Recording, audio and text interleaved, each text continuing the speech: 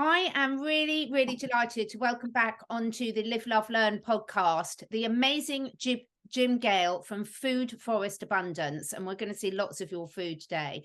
Now, Jim has been a guest on my podcast a month ago. I will put the link below to the first video we did because for those of you that haven't seen that, it's really important to go back and watch that because we cover a lot of the basic principles about what a food forest is, what permaculture is. So for those of you that haven't watched that, please do watch that interview after this because it will really click into place for you and I don't want to repeat it all.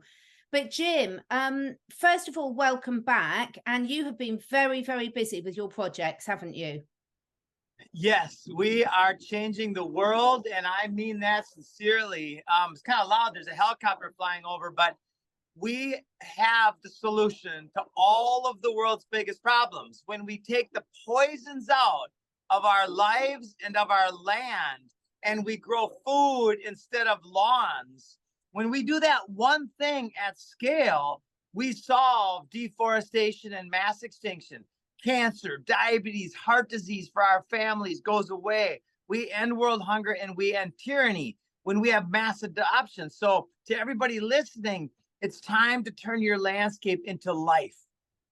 Yeah, I love it. And before we really sort of launch into some of the nitty gritty, one thing I've heard you talk about that's really close to my heart on some of the other interviews that you've been doing is the fear mindset. So many people are caught in a fear mindset at the moment, and I completely get why. I'm not pretending I don't go there at times because I certainly do. And the fear of not being able to access clean food, clean water, to feed your family, to be able to afford to feed your family two-legged and four-legged at this. It's really real, isn't it, Jim? I mean, talk us through real. How your project addresses that. Yeah. Okay, fear is the ultimate toxin for the soul, for the spirit, for who we truly are. When we're living in fear, fear is a contraction of energy. It's a contraction of awareness. And so that's how the governmente controls us, by fear, right? So this here is a permaculture landscape. 16 months ago, there was literally nothing here but a lawn. And now, I'm sorry, there wasn't even a lawn here. There was just sand here.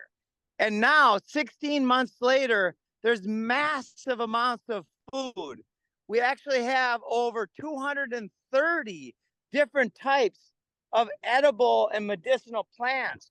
You can literally walk around and eat your landscape. And the best part is there's no maintenance.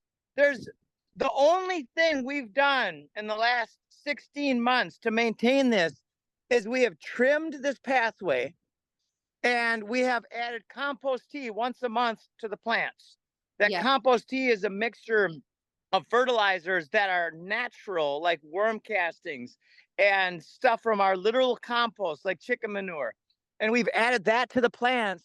Everything else is just on its own producing food. Amazing. Now, I want to share with the listeners is after our last interview, I signed up with your team to start the process to get a food forest permaculture design for our little plot of land. Now, obviously, what you're showing us is a huge plot of land, but I just wanted to give everyone an update as to how we've been getting on. So I'm in the UK and Jim and his Food Forest Abundance, the link will be below. You've got teams that work all over the world. So we've been working with an amazing one of your designers called Filippo. He's fantastic. I cannot tell you how helpful he is. And we're well on the way to having our full-blown design. We've had a couple of meetings. We've been backwards and forwards and everything. And it's so exciting. We're really there. Now, to a lot of people, when they look at what you've got, Jim, they're going to think, well, that's just not achievable to me. I've got a tiny plot of land. Talk people through who've got little gardens, little plots, or perhaps have got access to shared ones with friends and families. How important is that they start taking action? Oh, I'll show you something right here. So this circle, do you see this circle right here? Yeah. That circle is about a 20-foot diameter circle. So let's call it 6 meters, right? Well, you're in the UK. You use the foot system too, don't you? Yeah. Anyway, so this one area, you could have 4 prairie trees. So you could have an apple and a peach and a plum and a pear tree. And then in the middle of this area, you could have all sorts of different types of herbs like basils and garlics and mints and all sorts. You could have 40 to 50 edible plants in this one little area that would produce, if you add a little tiny chicken coop, right? You could have a chicken coop at the other side with 2 chickens. Now you've got enough for 1 meal a day. Yeah. Just in this one area. That's how profound it is. And not only will you have a meal a day, but every one of these plants will produce more food that you could then sell or give away to your friends and family and your neighbors. And it's exponential. And we have to start somewhere, don't we, Jim? I mean, I think a lot of people get very overwhelmed. And again, I completely get it because there's so much for people to worry about at the moment. But talk us through about how, when you step out of the sort of abstract thinking about understanding what the problems are to actually taking action yourself. I mean, this is how we really change the world, one tree at a time, isn't it?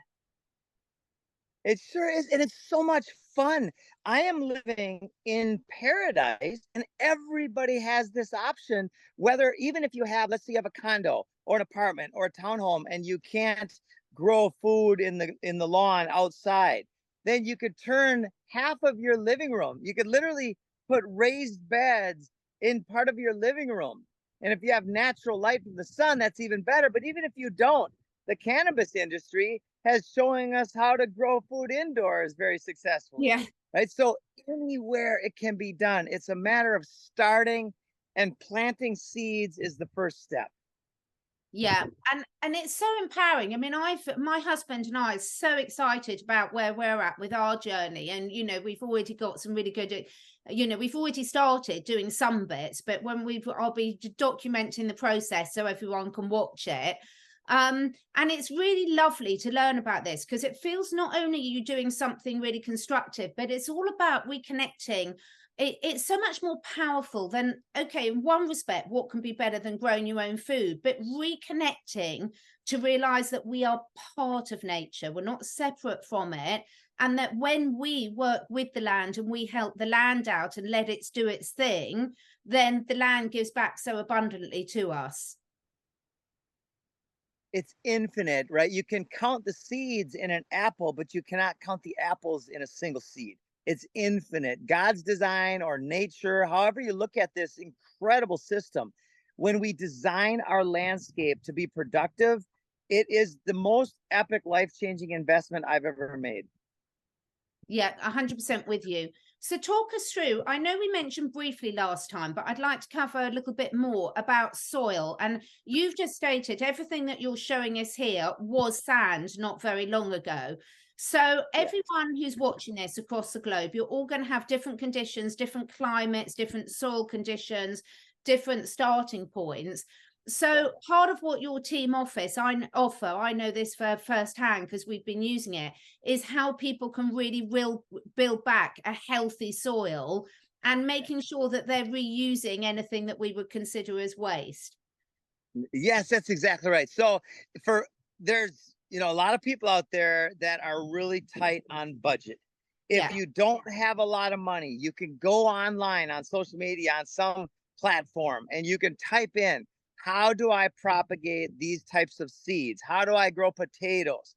How do I grow apples? Whatever it is that you want to grow, you can type it in and you can start doing it on your kitchen counter or in your backyard for really no money out of pocket, just a tiny bit of energy, right? Resourcefulness.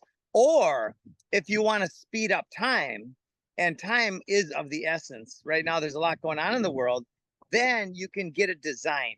The design process speeds up time massively because somebody who's been in the business of growing food for their whole life and who's learned the process will actually design your landscape so that it will catch and store water, so that you will use the right plants in the right places. Some like a lot of sun, some like a lot of shade. Whoa! That was funny. I shouldn't have jumped. I normally don't jump, but I wasn't expecting a big spider to be crawling up my leg. Oh, And it was a, oh. yeah. But it was a happy spider and nothing happened. It was just a, so this is relevant. What's going on is we've been taught to fear nature. Our instant reaction to nature is that it's dangerous. Yet we don't fear cancer, diabetes, and heart disease until we have these ailments, right? So what I just learned for myself is I still got some work to do, right? There's no harm there, no worries there. It was a reaction that was programmed in me, right? We've been programmed to fear the things that are actually providing life for us.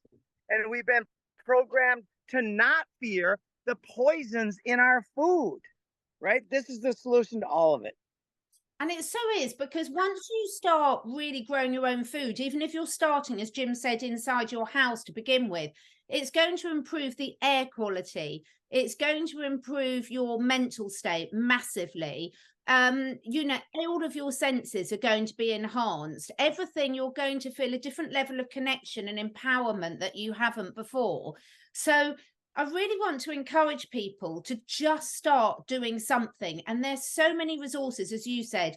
If your budget is really, you know, you've got nothing, there's so many free resources out there. But if you want to speed it up, please reach out to Jim's team. There will be a link below, because honestly, we've had advice, Jim, already, and we haven't even got our final design yet, on water collection, about how to collect the water, about how to build our soil, about what preparation. We've already been doing quite a lot of the preparation work. So there's so much advice there, and it's just really, really motivating when you start seeing not only are we building a food forest for ourselves, but also a lovely herb garden, and ones that will feed the nature and the wildlife and our animals as well. Now, you've been doing some amazing work with prisons, haven't you? And I want to talk about the prison side of things, and also a call out to any school teachers out there as well. Absolutely. So what we have here is the solution, which I've said, and I'll say it again because it's hard for people to conceptualize, to all of the world's biggest problems, using the same resources that we are currently using to enslave people.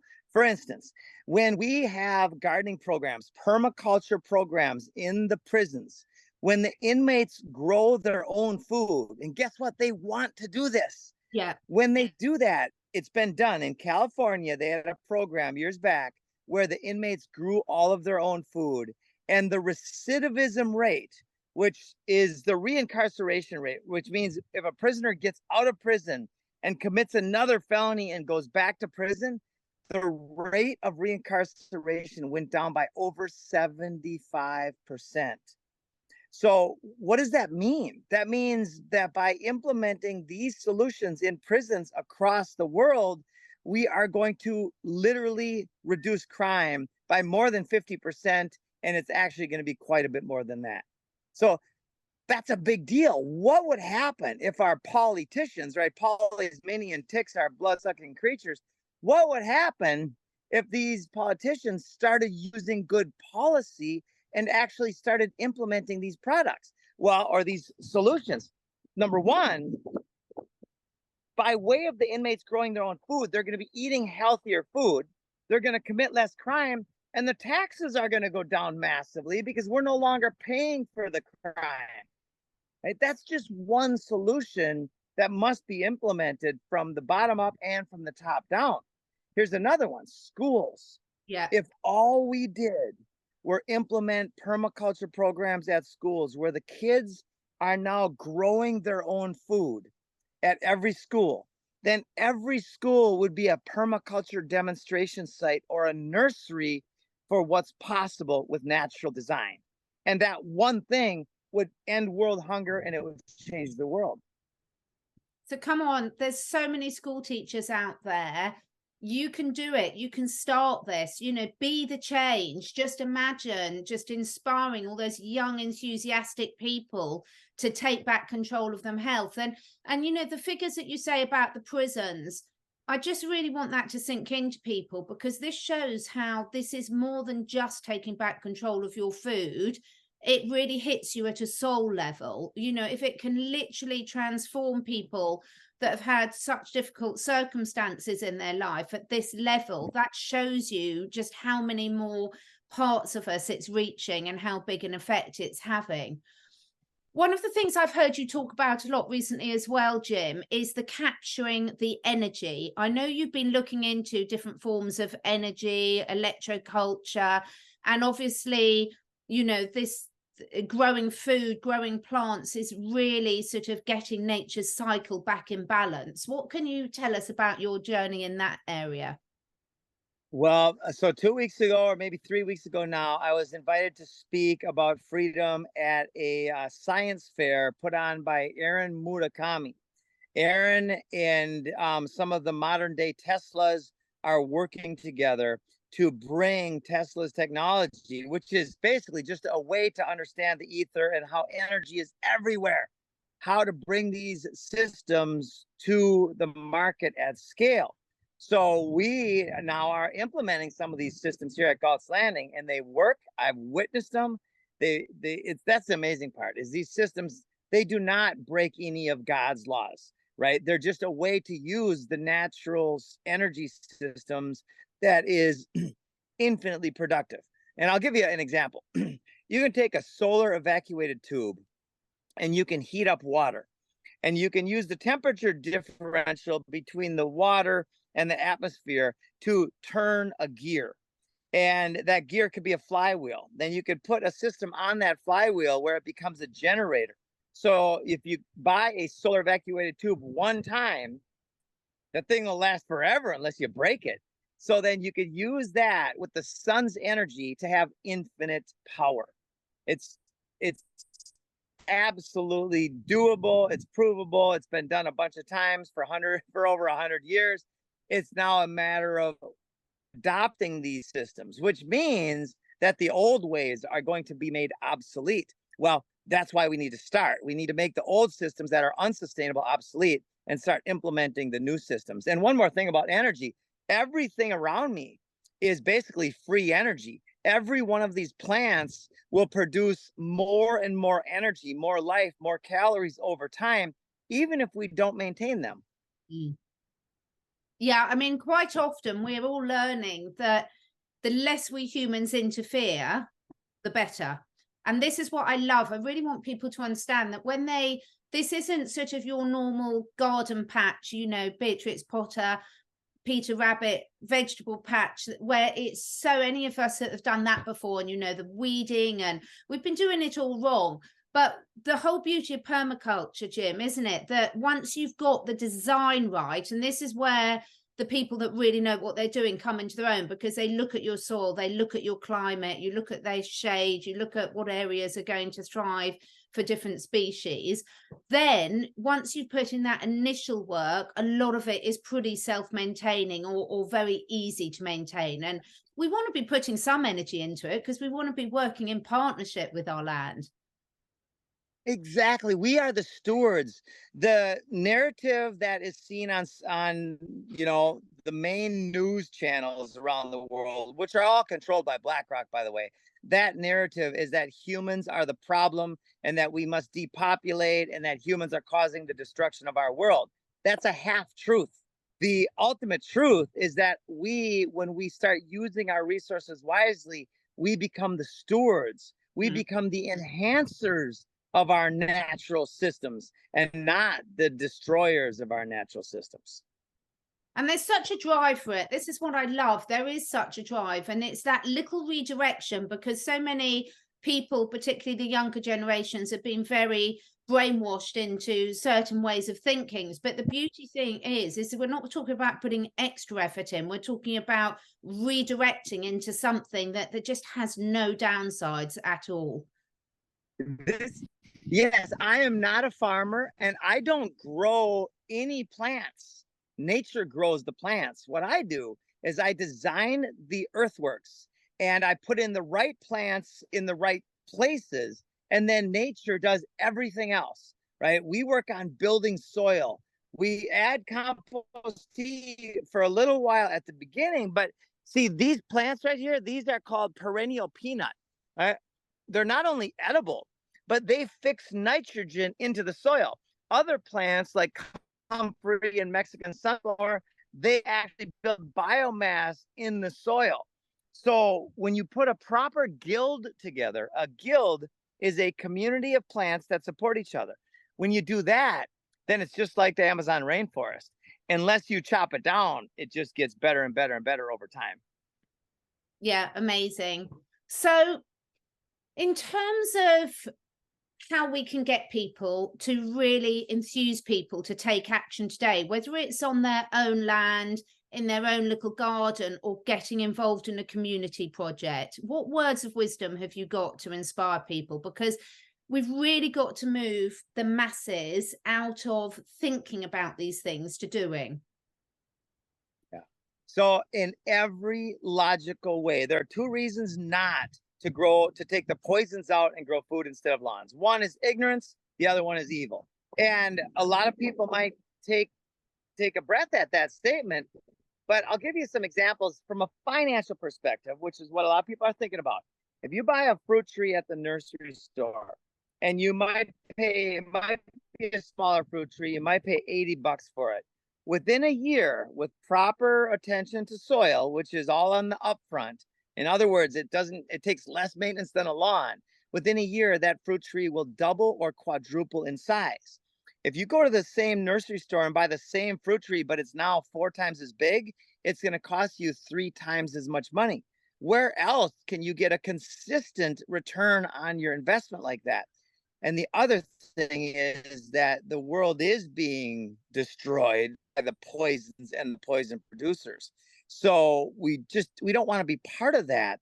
So by demonstrating how easy and beautiful it is, I mean, I can walk out my house anytime right now, and I can walk in and get a basket full of healthy, nutrient-dense, poison-free food in 5 minutes. And for the rest of my life and for my great-great-grandkids will be able to walk into this food forest. And in fact, look at this, an armadillo.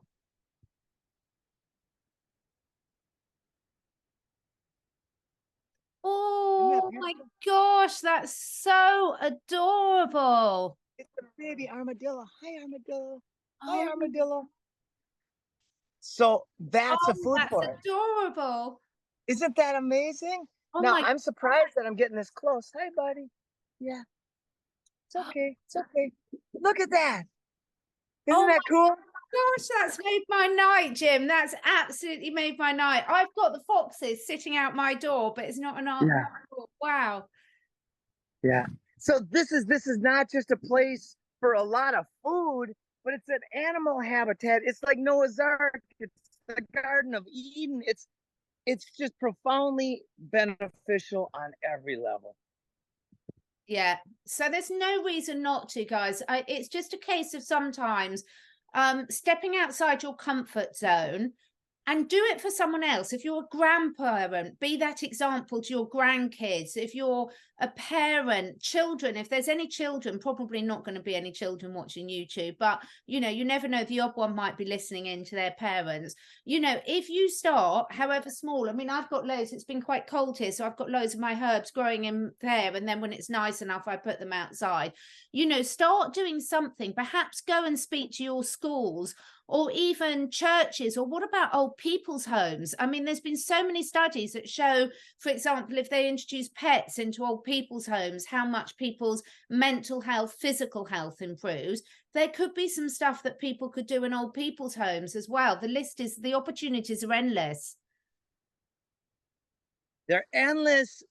So we are affecting the presidential campaign in the United States. There are candidates that are already using our messages that we've been sharing with them now for months, and they're starting to bring and integrate our messages into their campaign strategies. I am not for politics, but I am for policy. And can you imagine if a candidate for any high office starts layering out exactly how they are going to use our resources to reform prisons, to reform crime, to reform schools, to take the common areas of parks, city parks, and turn every city park into a food forest. Everybody in the world who's got any wits and any ethics is going to back that candidate. Oh, completely. Absolutely, completely. And if there's anyone watching for the UK politicians, please take note.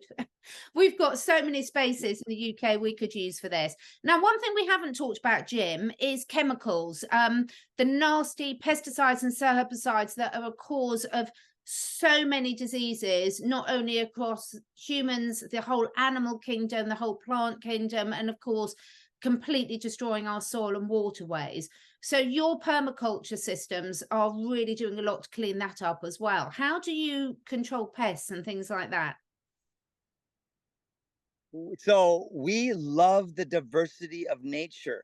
I was walking in the food forest. It was a while back, and there was we have a perennial spinaches, right? So there's spinaches you plant once, and they just get better and better and better every year. And we noticed a moth or a butterfly, I think it was a moth, had laid some eggs, and the larva, the caterpillars, ate one of the spinaches down to the bone. Yeah. And then the next day I went and observed, and the next plant was about a third eaten. And I noticed that there was some wasps around. And then I came back day 3 and 4, and by day 3 and 4, the spiders and the wasps and the geckos had completely balanced out the system, and there were no more caterpillars eating. So we love the diversity of nature. We love those creatures. They're absolutely the protectors of our garden. Absolutely perfect answer. It's funny, just before I came on, Jim, we've managed to grow the most ridiculous amount of Cafe Nero or black kale. I mean, you should see the plants. Our soil just must love them. But I went to pick some for the guinea pigs and rabbits just before we came on, and there's loads, because we've seen loads of butterflies, and now we've got all the little caterpillars growing everywhere. So I'll go and have a word with the bees and wasps and say, you might need to balance this out a bit. There Yeah. you go. Yep, the wasps, especially the wasps and the spiders. And by the way, everybody listening, start a beehive. I don't know anything about bees. I've never had beehives. Well, I hired a guy, and he dropped off 2 boxes full of bees about 9 months ago. We've already got 30 pounds of incredibly delicious honey in 9 months. And we don't do anything except for we harvested twice. And it's so much fun, and it's so productive. Yeah, my neighbour who comes and rides my horse once a week, she's an expert on bees. So I'm actually going to have a word with her on that. I mean, she's been keeping bees for years and she really is an expert on it. So that's such good advice. And this is again, it's so great to use all these different expertise within your communities, because you find so many people. Like my expertise is what herbs to grow for animals to self-medicate on. And then my neighbour is an expert on bees. And then one of my other neighbours has got a lovely little pond, and she found a huge grass snake in there, which was beautiful. And as you say, this diversity, you can all plug together and hopefully grow different things to share about. So your enthusiasm is pretty contagious. Just tell us what you're doing there at Galt Sanded, because you're inviting visitors along there as well to learn, aren't you? Yes. If anybody wants to come from across the pond, we've had people come from all over the world already. And believe it or not, this is a baby food forest, right? This just keeps getting exponentially better. So what we are using this for is to demonstrate, educate, inspire, and empower. So we invite everybody. We've got Airbnbs. We're building a school here. We're building a healing hive here. And we're building a bunch more rentals here for short-term rentals. Our intention is to bring people here. And so far, with hundreds and hundreds of visitors, probably approaching 1,000, 100% of visitors have left inspired and feeling awesome. And a couple magical divine things. There's a book called Atlas Shrugged. Right? It was the 20th. It is the 20th best-selling book in the history of the world. It's Atlas Shrugged by Ayn Rand.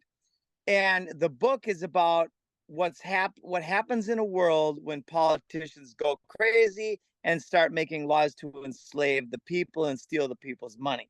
So it's very relevant. Well, our community is called Galt's Landing, after the main character in the book Atlas Shrugged, John Galt.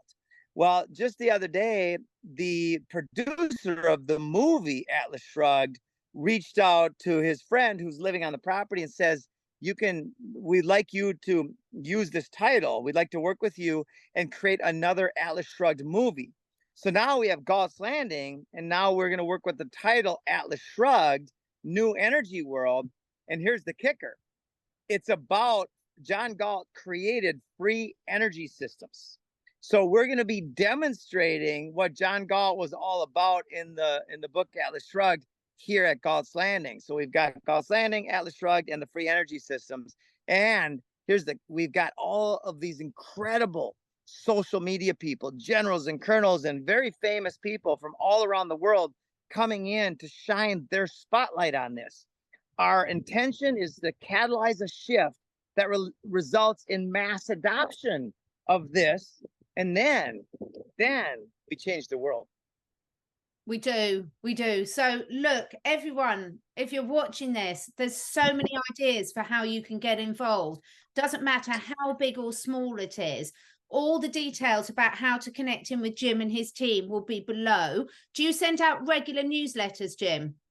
Yep, we send out newsletters weekly. We have lots of different things going on. TV shows. We're going to be on Discovery Channel in about 40 days. We've got the documentary. We've got the movie going. Songs and poets and artists of all kinds are joining energies and powers. And we're coming together because Victor Hugo said it best. There's one thing stronger than all of the armies of the world, and that is an idea whose time has come. Consciousness, enlightenment, the Garden of Eden is the idea whose time has come. Oh, I just love that. Thank you so much for all you're doing. I will send you some pictures and a copy of my design once it's done. I'm going to be showing everyone. Don't worry, you will be coming along the journey of our garden with us. And trust us, if we can do it, anyone can do it. So thank you so much, Jim, for sharing your wisdom, your knowledge, and most importantly, your enthusiasm. I hope this has inspired anyone that's watching. If it is, please reach out to Jim's team in whatever way you're drawn to. Share this far and wide. Any final words to leave anyone with? I just want to say you are amazing, Catherine. Thank you so much. And we are standing by to serve. Peace out. Thank you so much. Go give that armadillo a kiss. Bye, everyone. Thank you. Thank you so much for taking the time to listen. And if you feel inspired, please do share with your friends and family. My goal is to inspire as many people as I can to live their best lives, to stay curious, and to raise their consciousness and that of the collective. So to do this, I need to reach as many people as possible, and this needs your help. If you feel drawn, would you be willing to share your favourite episode with 5 different people? This helps us spread the word and also helps me encourage some exciting new guests to take part in this podcast. If you feel drawn to do that, I will be very, very grateful. All the links and discount codes where applicable for all the products that I support are on my 2 websites, catherineedwards.life and catherineedwardsacademy.com. All of the products are personally tried and tested by me, my family, and my clients. And finally, please do press the follow or subscribe button, depending which platform you're listening on.